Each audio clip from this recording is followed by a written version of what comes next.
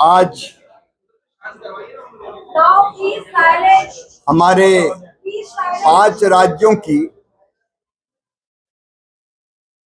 Regional conference कृषि के संबंध में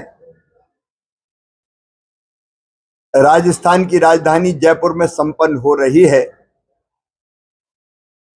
राजस्थान, मध्य प्रदेश, महाराष्ट्र, गुजरात, गोवा, इन 5 राज्यों के माननीय मंत्रीगण आज यहाँ हैं। राज्यों के सभी वरिष्ठ अधिकारी यहाँ हैं। भारत सरकार के सभी वरिष्ठ अधिकारी आज इस कॉन्फ्रेंस में उपस्थित हैं। देश के वरिष्ठ वैज्ञानिक, विशेषकर आईसीआर के कृषि विशेषज्ञ, प्रगतिशील किसान, एफपीओज, बीज से लेकर बाजार तक काम करने वाली सारी संस्थाएं, इनमें नेफेड और एनसीसीएफ भी शामिल है, आज इस रीजनल कॉन्फ्रेंस में भाग ले रहे हैं। कॉन्फ्रेंस से कृषि की पहले खरीफ और रबी की फसल के लिए राष्ट्रीय स्तर पर एक कॉन्फ्रेंस होती थी, लेकिन समय के अभाव में उसमें विस्तार से व्यापक स्तर पर विचार विमर्श नहीं हो पाता था। इसकी खाद्य सुरक्षा इसी पर निर्भर है। तो किसान उसकी आत्मा है, तो उसकी आजीविका को बेहतर बनाना यह भी हमारा धर्म है। इसलिए हम 5 ऐसी रीजनल कॉन्फ्रेंसेज अलग अलग एग्रो क्लाइमेटिक कंडीशंस के हिसाब से देश के सब राज्यों की मिला के 5 रीजनल कॉन्फ्रेंसेज करेंगे। आज इस कॉन्फ्रेंस में कई तरह के विषयों पर चर्चा हुई है। एक तो हर एक राज्य की अपनी अलग अलग परिस्थितियां हैं। जलवायु अलग है, मिट्टी अलग है, पानी की उपलब्धता अलग है। उपलब्ध संसाधनों के आधार पर हर एक राज्य का एक अलग कृषि रोड मैप बनाया जाएगा, और कृषि का रोड मैप बनाने के लिए भारत सरकार के अधिकारी, वैज्ञानिक, कृषि विशेषज्ञ और राज्य सरकार के कृषि मंत्री, उनकी पूरी टीम, एग्रीकल्चर यूनिवर्सिटीज, कृषि विज्ञान केंद्रीय सम्मिलित रहेंगे। तो हम हर एक राज्य का अलग कृषि रोड मैप बनाएंगे और किसानों को उसके आधार पर सलाह देंगे कि यहाँ कौन सी फसल की कौन सी किस्म, कौन सी कृषि पद्धति से बेहतर होगी। इस दिशा में हम लोग काम करेंगे। एक विकसित कृषि संकल्प अभियान पिछली बार हमने पूरे देश में एक साथ चलाया था, लेकिन अलग अलग राज्यों में कृषि के मौसम अलग अलग है, बुआई और कटाई के सीजन भी अलग है और फसलों के प्रकार भी अलग है। इसलिए इस बार ये तय किया है कि राज्य अपना विकसित कृषि संकल्प अभियान बनाएंगे, जिसमें भारत सरकार के अधिकारी और वैज्ञानिक, सारे 16,000 वैज्ञानिक हमारे पास हैं, वो सब भाग लेंगे और किसानों से सीधे संवाद करके जो चीज लैब में जिसका अनुसंधान होता है उसको लैंड तक, मतलब किसानों के बीच तक पहुंचाने का काम करेंगे। मित्रों, हमने आज कई अलग अलग विषयों पर चर्चा की है। मैं अभी आंकड़ों में नहीं जा रहा हूं। एक प्रेस नोट में हमने जो टारगेट तय किए हैं उन टारगेट को आपको बताएंगे, लेकिन मुख्य रूप से कृषि के विविधीकरण पर हमने बात की, डाइवर्सिफिकेशन पर। और ये जो राज्य हैं इन्हें अलग अलग चमत्कार किया है। गुजरात और राजस्थान को अगर देखें तो रेगिस्तानी भूमि में भी अलग अलग फसलें नित्य नए रिकॉर्ड बना रही है। कहीं ड्रैगन फ्रूट तो कहीं खजूर, अलग अलग किस्मों की फसलें हो रही है। मैं उसके विस्तार में नहीं जा रहा। महाराष्ट्र ने एग्री स्टैक के माध्यम से केवल 5 दिन में 90 लाख किसानों के खाते में फार्मर आईडी का उपयोग करके पैसा पहुंचा दिया। तो मध्य प्रदेश जैसे राज्य ने खाद के वितरण की फार्मर आईडी का उपयोग करके एक नई व्यवस्था बनाई जिसमें किसान को लाइन में नहीं लगने पड़ेगा, सीधे वो आवेदन करेगा और फार्मर आईडी में जो उसका पूरा विवरण है, कितनी जमीन, कौन सी फसल बोई है, उसके आधार पर उसको खाद मिल जाएगा।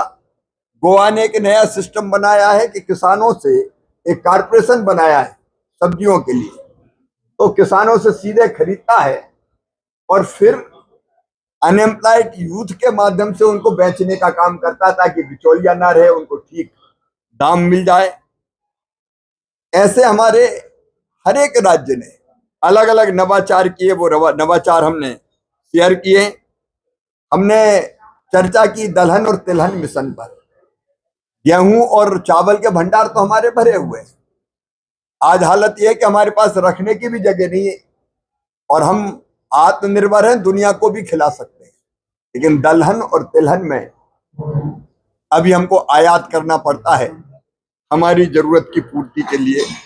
और इसलिए दलहन मिशन और तिलहन मिशन के अंतर्गत हर एक राज्य ने टारगेट्स कुछ अपने हाथ में लिए हैं और उसमें हम लोगों ने जो तय किया है कि हम प्रोडक्टिविटी भी बढ़ाएंगे और एरिया का विस्तार भी करेंगे। मैं उदाहरण के लिए तिलहन मिशन की बात करूं तो अभी तय किया 29 बिलियन हेक्टर से 33 बिलियन हेक्टर एरिया का विस्तार करेंगे। हर एक राज्य ने अपने टारगेट तय किए हैं।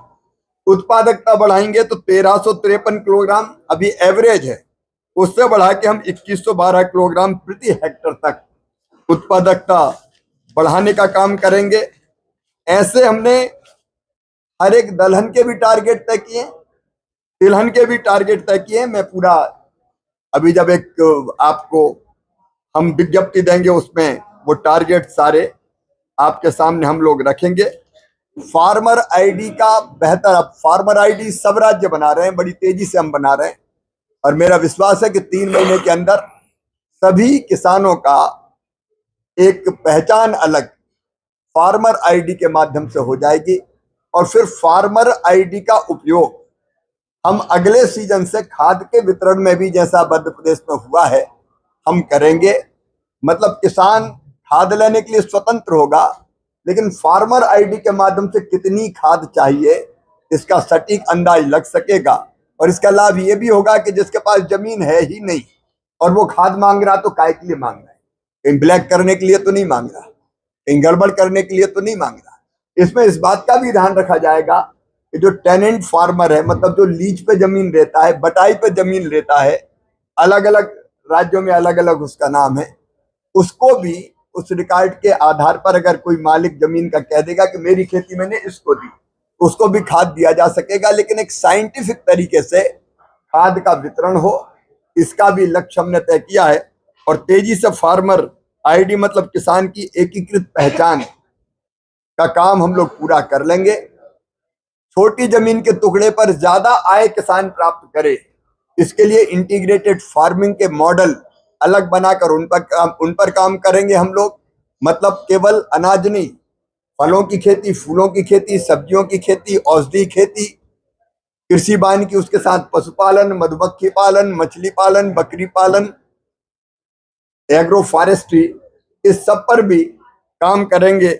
ये चर्चा सब राज्यों के बीच में हुई है। एक प्राकृतिक खेती की तरफ हम तेजी से बढ़ें, ये साझा सहमति बनी है। और ठीक ढंग से अगर प्राकृतिक खेती की जाए तो उत्पादन घटता नहीं है। अगर ढंग से हम खेती करें प्राकृतिक, तो मिट्टी की गुणवत्ता बढ़ती है, कई मामलों में उत्पादन भी बढ़ता है और लागत कम लगती है। और उसके सर्टिफिकेशन का भी हमने अभियान प्रारंभ किया है कि जिसके कारण हम ये प्रमाणित करके देंगे कि ये ऑर्गेनिक फूड है या उत्पाद है, इसमें केमिकल फर्टिलाइजर का उपयोग नहीं हुआ। केमिकल फर्टिलाइजर का अत्यधिक उपयोग, असंतुलित उपयोग जमीन के स्वास्थ्य को खराब कर रहा है, उसको बचाना भी आवश्यक है। तो हर एक राज्य ने अपने टारगेट तय किए हैं, उसके हिसाब से अपने अपने राज्यों में हम प्राकृतिक खेती का भी काम करेंगे। ऐसी अनेक विषयों पर हमारी विस्तार से चर्चा हुई है, अभी कुछ विषय बाकी है। एक अभियान नकली खाद, नकली कीटनाशक, उसके खिलाफ पहले भी चलाया था, राजस्थान में भी बड़े व्यापक पैमाने पर वो चला था। हम नकली से कैसे बचाएं किसान को, उसके लिए भी ताकत से हम लोग अभियान चलाएंगे। कुछ विषयों पर अभी चर्चा बाकी है, लेकिन ऐसी रीजनल कॉन्फ्रेंस निश्चित तौर पर बहुत गहराई से हर मुद्दों पर चर्चा करने का मौका देती है। और इसके बाद जब हम आज उठेंगे तो एक सटीक और सीधा रोड मैप बना के उठेंगे। इस राज्य में खेती के लिए ये करेंगे, ये फसल होगी, ये किस्म होगी, अलग अलग तरह के काम और खेती के साथ हम कौन कौन से करेंगे, उस पर हम पूरा निर्णय करके उठेंगे। कुल मिला के मैं ये मानता हूं कि हमारी रीजनल कॉन्फ्रेंस, जिसमें 5 राज्य के हमारे माननीय मंत्रीगण उपस्थित हैं, बड़ी सफल सिद्ध हुई है। और कोशिश यही है कि हम किसान की बेहतरी के लिए काम कर पाए, देश की खाद्य सुरक्षा सुनिश्चित करें, अन्न के भंडार भी भरें, पोषक आहार भी उपलब्ध कराएं। हमने इस बात पर भी चर्चा की है कि प्राकृतिक आपदा के कारण किसानों की फसलों को अगर नुकसान होता है तो उसकी ठीक से भरपाई हो जाए। और इसलिए हम नई टेक्नोलॉजी के आधार पर सैटेलाइट आधारित जो रिमोट सेंसिंग की पद्धति है उसके माध्यम से भी अब फसल की क्षति का आकलन करेंगे, ताकि रिकॉर्ड समय में फार्मर आईडी का उपयोग करके हम उसके नुकसान की भरपाई भी कर पाए और फसल बीमा योजना का भी हम ठीक ढंग से उसको लाभ दे पाए। 2 चीजें हम लोग कर रहे हैं। एक तो रोडीलाल जी को भी मैं बधाई देता हूँ, बहुत प्रभावी कार्रवाई हुई, कई राज्यों ने बहुत अच्छी कार्रवाइयां की है, फैक्ट्रीज भी सील हुई है, पकड़ा भी गया है। लेकिन अब हम 2 काम कर रहे हैं। एक तो प्रभावी मॉनिटरिंग करने का काम, मतलब कहाँ से खाद बना, केवल डीलर नहीं पकड़ेंगे, हम ट्रैकिंग का ऐसा सिस्टम डेवलप कर रहे हैं कि जिससे ये पता चलेगा कि यहाँ से निकला। और इसलिए पत्तों को तोड़ने से काम नहीं चलेगा, ऐसे लोगों की जड़ें ही खोदनी पड़ेगी। एक तो हमको ये पता चलेगा, दूसरे अब तक अगर कोई घटिया कीटनाशक या खाद बेचता है तो 1968 का एक कानून काम करता है जो बहुत प्रभावी नहीं है, 1500 रुपया जुर्माना होता है। अभी व्यापक विचार विमर्श हमारा चल रहा है कड़ा कानून बनाने का नकली बीज और नकली पेस्टिसाइड खाद के खिलाफ, उस पर व्यापक पैमाने पर चर्चा चल रही है।